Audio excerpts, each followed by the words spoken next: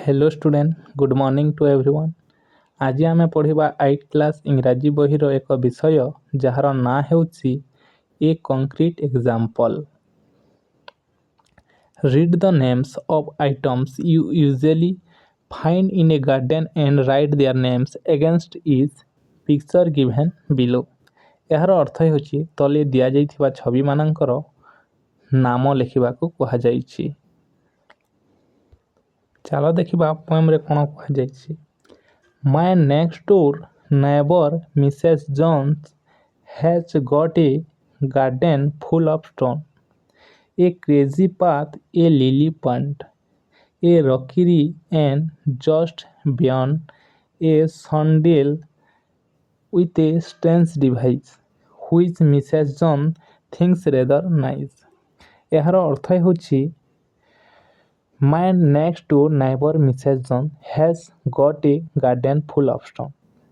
कबीर घरर नेक्स्ट घर तांको पड़ोसी जार ना होछि मिसेस जॉन तांकर गोटे पथर रे पूर्ण थिबा एक गार्डन अछि जार रास्ता बंका टेंका एवं सेठारे गोटे लिली पोखरी अछि।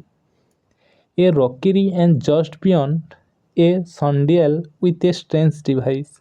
यार अर्थ हेउछि एठी देखि पारुथिबो पथर मानकर समष्टि जहा भितरे गोटे डिवाइस अछि। ए डिवाइस रो अर्थ काम हेउछि सूर्य साहाय्य रे टाइम बताइबो। Which Mrs Jones thinks rather nice, जहा मिसेस जोन्स को बहुत भलो लगी थाए। My next door neighbour Mrs Jones put little plant between the stone, they are so delicate and small they don't mean anything at all. I cannot think how she gets them in unless she plant them with a pin। यार अर्थ हेउछि my next door neighbour Mrs John puts little plant between the stone, they are so delicate and small. से कहबार अर्थ यह जे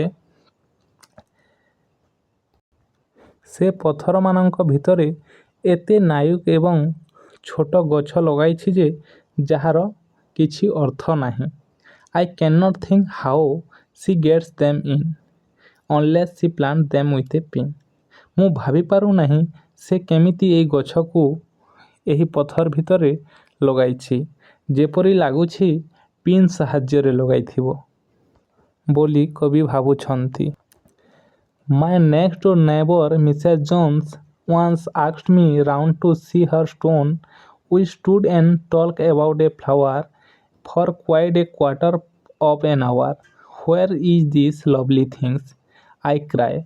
You are standing on it, she replied। First दुई धाड़ीर अर्थ हेउछि my next door neighbour Mrs Jones once asked me round to see her stone। से Mrs Jones कवि को दिने डाकिथिले तांको गार्डन देखिबा पई। We stood and talked about a flower for quite a quarter of an hour। Quarter mean हेउछि गोटे घंटार क्वार्टर हेउछि 15 मिनिट। से माने सेठी छिड़ा होई गोटे फूल विषय रे 15 मिनिट कथा हेले। Where is this lovely thing? कवि पचराउछंती से लवली थिंगटा कोठी अछि। से रिप्लाई देले you are standing on it, तुमे ता ऊपर छिड़ा होइछ। से भाबुछंती जे तांको बगीचार सबु गोटे जिनिस सबु गोटे जिनिस गोटे फूल बोली भाबुछंती। एतिके रे पोएमटा शेष हेउछि। Thanks for and watching.